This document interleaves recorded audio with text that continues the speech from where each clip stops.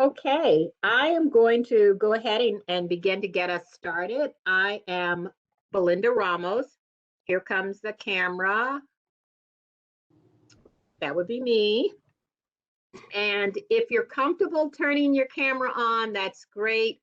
Some people would rather not, but it's always good for presenters to be able to see faces instead of just type names, but whatever's most comfortable for you. This is your library. You're dropping in.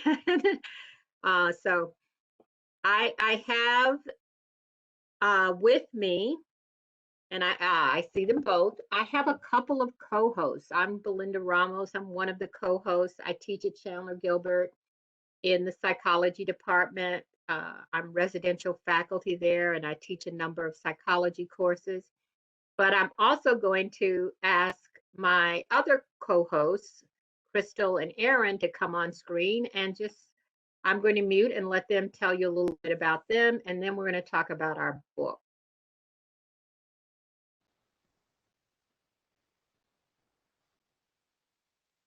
So Crystal, go ahead and introduce yourself and do your due. I'm Crystal Feaker. I work in the planning and research office at the college, and I'm also adjunct faculty. I teach business courses. I'm the brawn behind the website. I created the website for the event for the next couple of days. So any issues, let me know. But I'm very excited for this talk. Very looking forward to it. Been going in and out of some of the sessions today, and they've been phenomenal. So thank you for joining us, Anthony. Glad to be here. And if you could just quickly share the rules, because there are just not a lot, not excessive, but there are a few rules.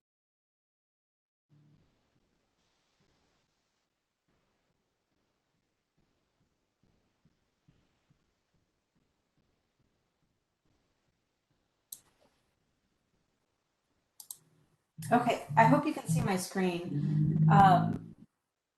There are 4 rules, and I'll post them in the chat as well. For our living library, the first is it's forbidden to cause damage to the book or hurt the book's dignity or humanity in any way.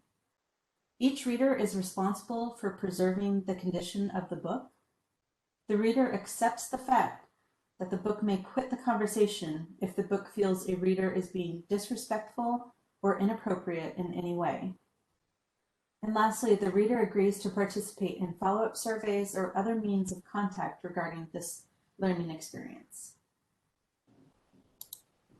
Thank you. So we don't have a lot of rules because we want this to have a feel of an open library and conversation. So thank you for that, Crystal.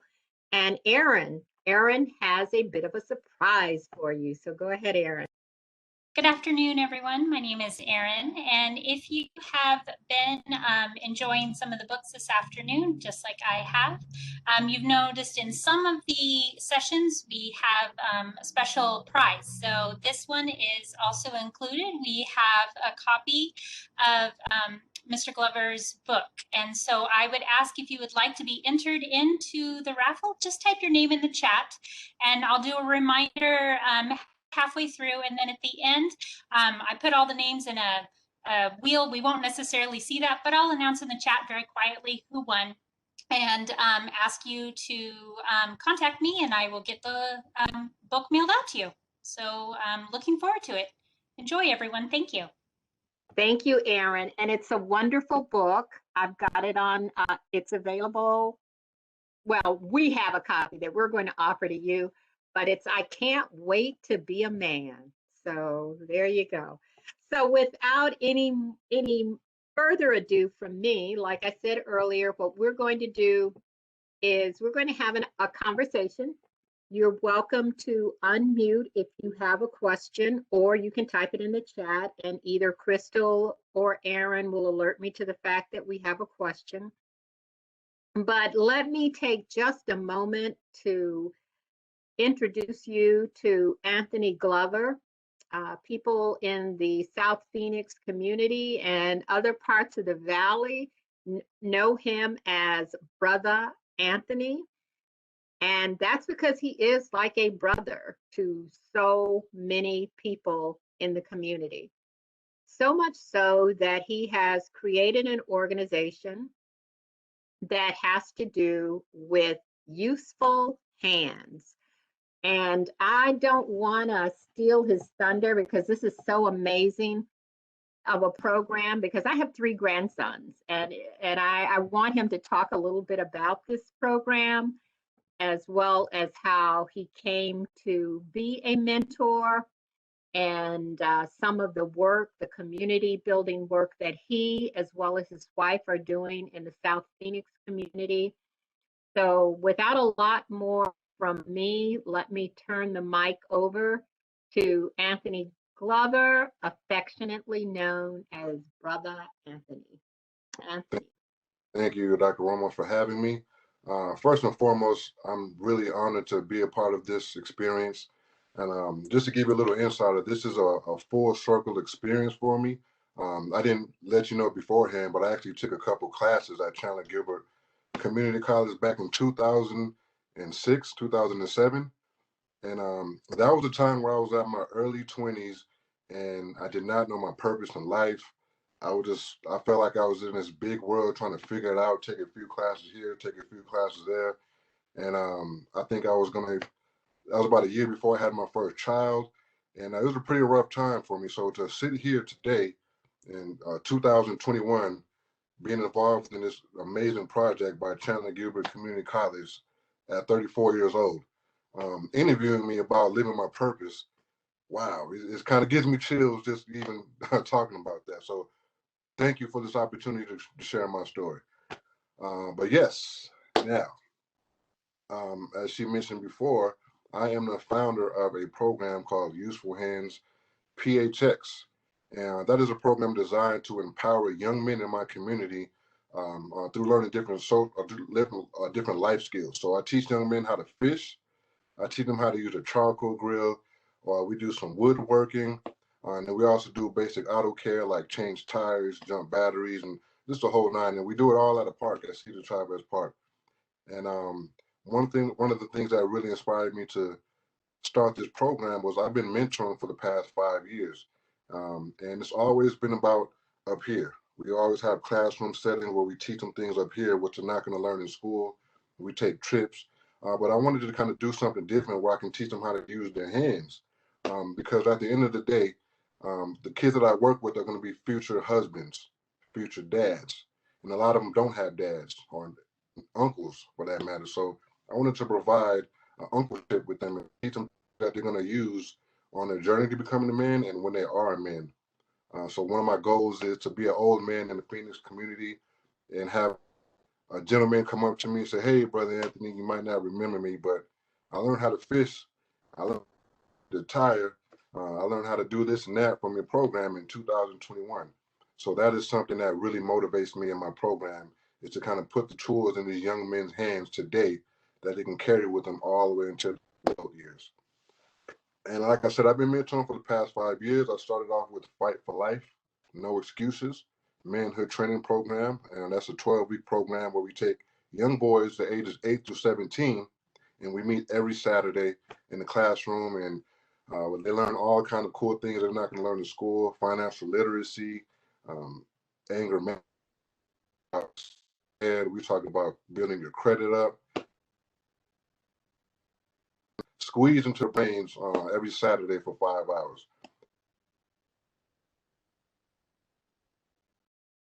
To youth, because that was cool, but I felt like there was so many ways I can pour into the youth and do my job and live my purpose. So I decided to also write a children's book called I Can't Wait to Be a Man. And a lot of people know me. I work with young men, teenagers, and preteens. And a lot of moms are like, "Hey, what about my 5-year-old? What about my 4-year-old?" So I got you. So during the pandemic, I sat down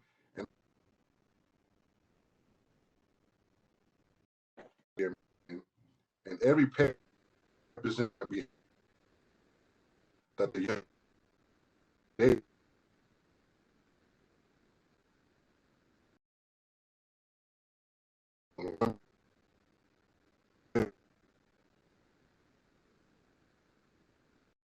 Anthony, we're losing the sound a little bit.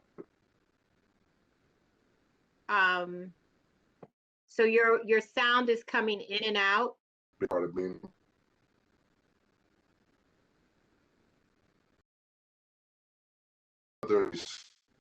Hey, this is called.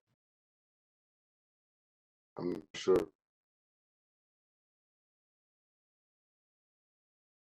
You guys hear?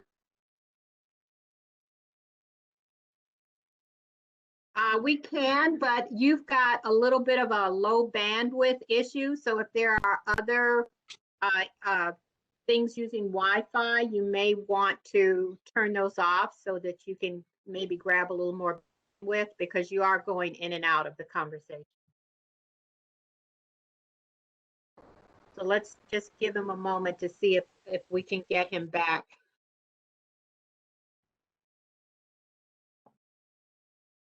And sometimes it helps for me because it depends on the day of the week and the cloud covering. Sometimes when I turn off my video, I get better sound reception, but it's a chancy thing from day to day between my Wi-Fi and where I live. Okay, we see you. Can you hear me now? Am I going good? Okay, we can. All right. Right now, you're going good. You just lost bandwidth again. Uh-oh. Just like life, there's always going to be a couple speed bumps, but we're going to get over this. It's all right. How am I looking now? Can you hear me now as I'm speaking right now? Can you hear me okay? We hear you, yes. It looks like your bandwidth is back for us, so good. That was just a little turbulence. All right, back to smooth sailing. I'm going to pick it up where I left off. So I wrote my first children's book designed to kind of talk to the young boys, the younger boys, 5, 6, 7, and 8, just to kind of plant seeds into their mind of what they can be when they become older as men or even teenagers. So it's not about them learning how to be a man in one book, but it's more so about planting seeds. Because right now I might plant the seeds in the young men's minds, but it's not going to blossom, or they may not blossom until years down the line. But the least we can do right now is plant seeds.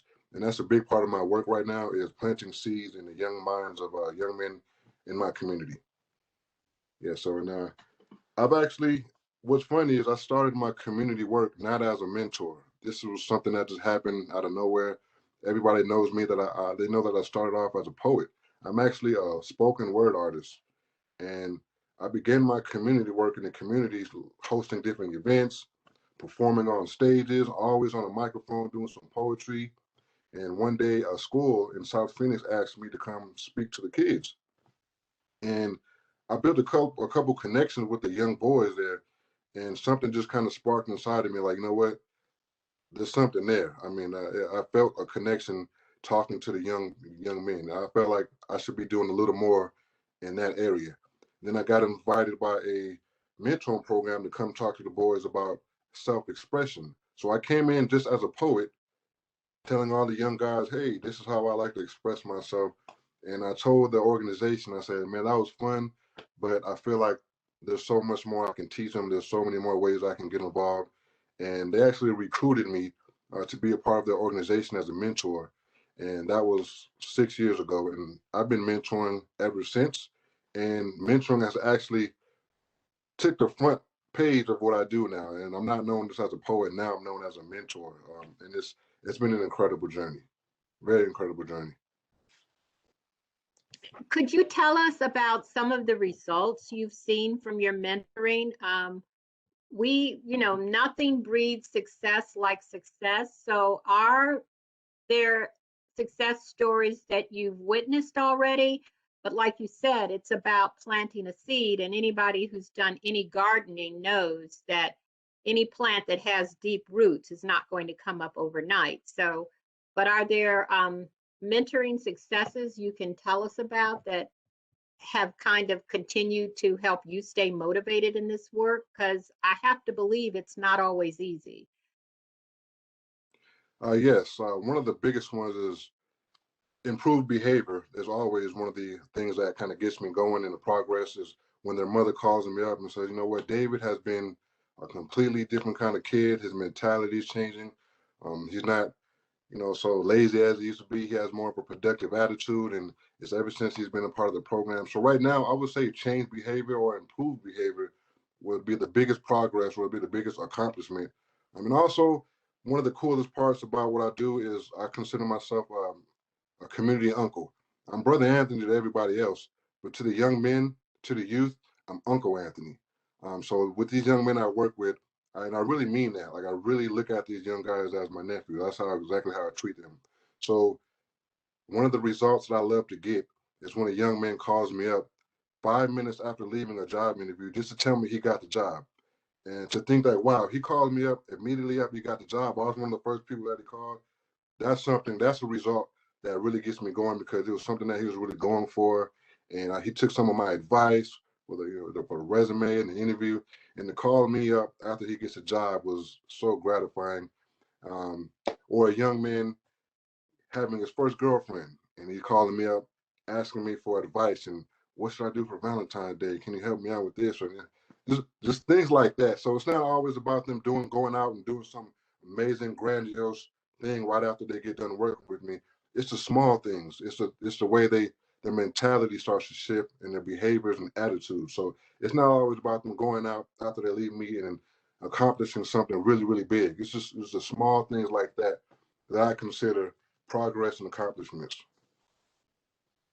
So is the mentoring relationship that you build with these young people one that has a time limit, or can they basically call you up if they were in the program last year or the year before? Are you still accessible to them?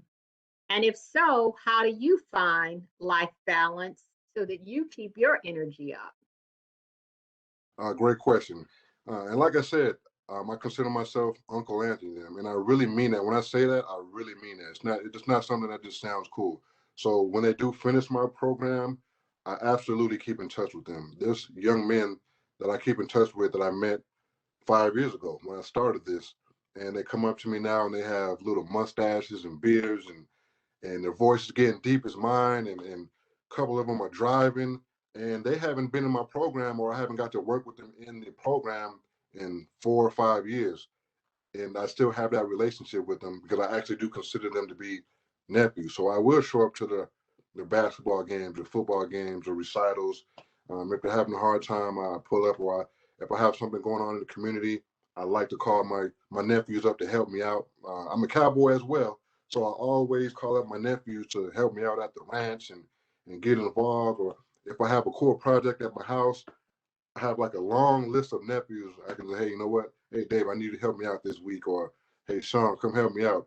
And I really do have an uncle-nephew relationship with them. And as well as my friends who are also that do this as well, we all have the same mentality. We're not mentors. We don't even like to call each other mentors. We really want to give you that uncle-nephew relationship type feel. So yes, when they're done with my program, I definitely keep in touch. I let their mothers know, please keep in touch. And I plan on, like I said, I plan on being an old man one day and having a lot of men, I want to see a lot of strong, mighty men in Phoenix. And just to be able to say, man, I kind of had a little hand in trying to, or contributing to building up these young men and becoming men in our community, because this is my community and this is actually my hometown. I'm from Phoenix. I'm a native as well as my wife. So this is a little more personal to me. Community work is a little personal to me in Phoenix because I was a little kid, I was a teenager in the same areas and the same schools as some of them. So it's very personal to me.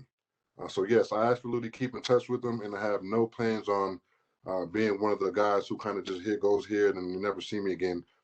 That would keep me up at night. So every now and then, if I have nothing going on, I would still call and check up on them.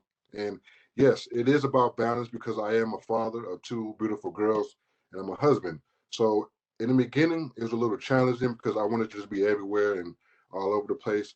But now I have a 1.5-year-old girl and I'm married now, so I have to balance my household along with my passion, which is being out in the community and being uncle. So I'm very glad to have a supportive wife.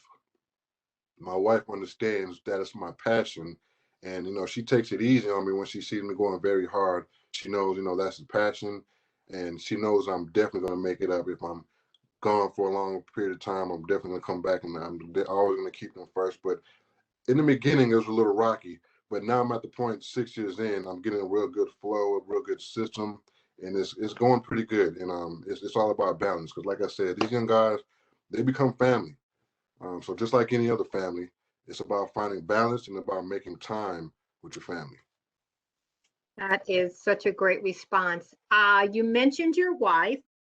One of the things our college found out about was her ally. I want to say it right because it's 3 words, but it's an ally Phoenix organization. And she too seems to have a passion for helping the community. And the 2 of you, in my mind, are a South Phoenix power couple. So could you talk a little bit about your wife's work that she does towards community development? Absolutely. So my wife, as I mentioned earlier, she's also a native, born and raised in Phoenix, and particularly South Phoenix. So she also has the same fire and passion as I do when it comes to contributing to the growth and the good positive energy in our community. And in the midst of all of the injustice and the things we were seeing going on, between police and black men, and there was a lot of tension. And she wanted to do something to kind of ease the tension in our community and show a positive light in the midst of the darkness. So she created a T-shirt called "Non-Conforming, Free-Thinking Black Woman." And what she did was she presented it to um, many of her, I would like to call allies, or AKA a lot of her white friends and a lot of the white allies in our community who want to show support in some kind of way or just don't know how to show support, because there's so many people who would like to be an ally and give positive energy to everything that's going on. So she presented a way, so you know what, this is a T-shirt and it's designed for Black women to wear. But what I'm going to do is I'm going to have my counterparts, my allies, purchase the T-shirt, and with your purchase, the Black woman will get the T-shirt for free. So every purchase that you make gets them a T-shirt, and it went crazy. So many people bought the shirt. It was a big movement in the city, and it was so great to see so many people that wanted to be allies, so many people that wanted to contribute positivity or support in any kind of way. So to see all of these people purchase a T-shirt just to kind of show their support was amazing. And from that, she also launched another, I guess you could say, business where she began making more T-shirts. And that just became a general business where she sells T-shirts to the community. But it all started with the seed of non-conforming, free-thinking Black women, which she sold to our white counterparts and went to our Black family, and it was amazing. It was really amazing to see. It was such a positive movement to see these 2 people just show so much love and support with each other, and I'm so glad that she made it happen. Wow. Okay, there's a question here, and this is from Dr. Went, and it says, I have a question. When you have a moment, I also mentor a group of young men, Male Empowerment Network, and I have noticed the recent theme in which they want to talk is mental health. Have you seen this as well? Yes, and I'm very glad to see it, because so many over the years, when it comes to mentoring young men, one of the first things we like to teach them is how to fix something, build something, and how to be a man and things like that. That's our first instincts as a man, to mentor a young man. But over the years, especially I'm the age 34, and a lot of my peers, we're starting to bring up mental health nowadays, because there's so much proof that our mental health has so much to do with our behavior and how we're just dealing with everyday life. And I'm somebody who went through depression in my early 20s a couple times, and I've been through a lot myself. And I know that when I was going through those situations, my mental health was not at its best, and I couldn't really tap into my full potential because my mental health wasn't as good as it could be. So what we do now is we also talk about mental health, and we introduce it to them in different ways. And that's one of the major things we like to talk about with our young men. whether they're teenagers or preteens or even men my age, is mental health. That's definitely began taking more of a forefront of what we teach our boys this age, because mental health is so important.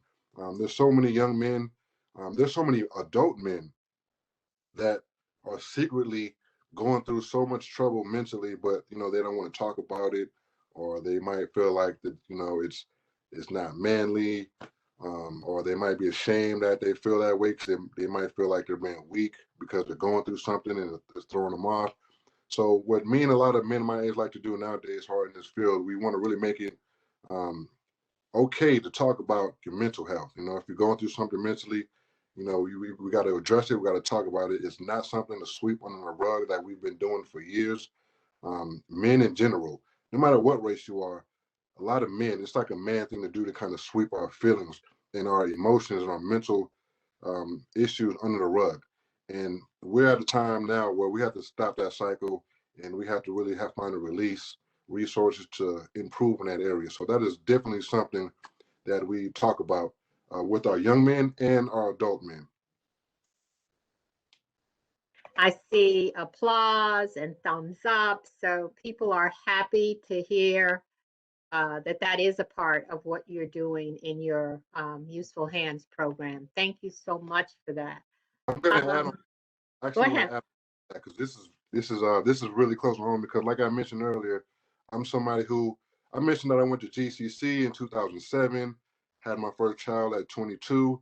I was a young guy who just didn't know what my purpose was, and it still freaks me out today to see how much that I do in the community and how much people rely on me for certain things. And it's like, wow, if I knew I was going to be doing all this at the age of 25, I would probably, if you told me I would be doing this, I wouldn't believe you, because I was a guy who was fighting depression on a daily basis, just not knowing what I was here for, because in my head, growing up, I thought I was supposed to be a basketball player. I just knew that I was going pro. I went to Glendale Community College. I went to South Mountain. I'm trying to go to different schools, and I went to, it wasn't working out. So when I finally had my first child, and I realized, you know what, Anthony, you're not going to be an NBA basketball player. You're a young dad. You didn't finish college. You took a couple classes here and there, but this is where you're at. Basketball is over with. It's time to go ahead and look for something else. That was the hardest part in life to me, because my whole identity was basketball. I didn't expose myself to anything else. I didn't explore any other talents, any other passions. So when basketball stops, I was just like, okay, what do I do now? And I went through and at the same time, I'm a young father as well. I'm 22. I'm getting ready to have my first child. My basketball dream is over with. I only have a few semesters in college. I don't make a lot of money. What am I going to do? So I'm thinking, should I go to the Army? Should I do this? Should I do that? And it was a long, dark road, tunnel, trying to figure out what my identity was. I didn't know what my identity was. I was Anthony the basketball player. Now I'm Anthony, just the tall guy. Now I'm just tall for no reason. That's what I felt like. I felt like I was 6'5", and I don't play basketball. So what am I going to do? So over the years, I'm 34 now. Over the years, I had to keep exploring myself, bumping my head, failing at this, failing at that, tapping into this. It was really, really rough. So now I'm at a point where I figured out what my passion is, what my purpose is, and it feels amazing. So one of the things I like to tell our young men in our community, because a lot of them are like me, they feel like they're going to be a basketball player, a football player, a rapper, or this and that. It's okay to have that passion to be that, but you must expose yourself, introduce yourself to different things, because the more you expose yourself to different things, you're giving yourself opportunities to grow in different areas. I didn't know that at 22 that I had a passion for horses and things. I'm a cowboy now. I didn't know I was going to be a cowboy when I was 22. I didn't know I was going to be taking care of horses and building a ranch, working on the second ranch. I didn't know that I was going to be a children's book author. I didn't know that I was going to love poetry as much as I did, because I was always into poetry, but it was something that I kind of kept on the low, because, I'm a 6'5" basketball player. Nobody wants to hear my poetry. I would come home from basketball practice and write poetry. And then when I'm done, I throw it away. You know, my guys don't want to hear about it. They don't want to hear Anthony talking about poetry. They want to see me dunk or do a layup. So it was something I was always kind of like, they don't need to know that I do poetry. And, you know, when I turned 26, 27, that's when I say, you know what? I'm a poet and I'm going to own it and I'm going to see where this takes me. And poetry is actually my foundation of so much of what I do in the community. It all started with poetry. That's where I learned how to express myself. Public speaking, because I was always one who was scared to speak in public. In school, I was ashamed to read out loud because my voice was so deep and people would just be all freaked out. So I was like, you know, it was just it was embarrassing to have a deep voice and to read. And I would have to do presentations and my hands were shaking. I didn't like reading in public and people looking at me. And to sit here, I'm like, wow, I perform poetry in front of hundreds of people. I've hosted events in front of hundreds of people, high schools, and it all started with poetry helping me and grooming me to get to where I'm at now. And I really wish I tapped into all these things at a younger age. So I really like to tell young men, start exploring. You don't know what you're good at because you haven't tried. There's so much stuff that you're good at that you don't even know you're good at. You know, if I had started my cowboy career when I was 22, there's no way I'll probably be a championship rodeo guy or something. I don't know. There's so much stuff that I do today that I would have been so much better at if I just exposed myself and opened my mind to earlier on instead of just putting all my eggs in one basket. So, Wow. yeah. Thank you so much, Brother Anthony. No, just thank you. You have been vulnerable. You have shared dreams, and that's not always an easy thing to do. So I know I appreciate you so much, and I'm sure the rest of the audience does. And you know, either virtually, I see Dr. Went applauding. I've seen Aaron. So you're getting a lot of love and respect for sharing. So thank you for doing that. I know that the sessions feel awfully short, and that's because they are only 30 minutes because we have a wide variety of talent. I hope that you will come back to visit us at Chandler-Gilbert when we are able to open up more to the public and not just be in a virtual space. I also want to say congratulations to Christina Fleming. According to Aaron, she is the winner of Anthony Glover's book, I Can't Wait to Be a Man. And maybe if life finally opens up, Christina, hold on to that book. We may be able to someday in the not too distant future get Brother Anthony Glover to sign it for you. So not only will you have his book, but you will have a signed copy. There are people in the chat who are woohooing, thanking you for sharing your story. You're inspiring. And again, I just want to thank everyone for joining us. Thank you so much, Brother Anthony. All the best to your wife and children and all of the nephews that you serve in the community. So again, thank you for being with us this afternoon. And like I said, when things open up a bit more, we're going to stay in touch too. So we hope to see you again on our campus. Please do, because I can go on and on. So please do. I'm actually already excited to come back. All right. Thank you so much. Bye-bye, everyone. And please remember, if you're a student, click on that link and fill out that information so that your instructor can know that you've been here and you can get that on your Coyote transcript. Bye, everyone.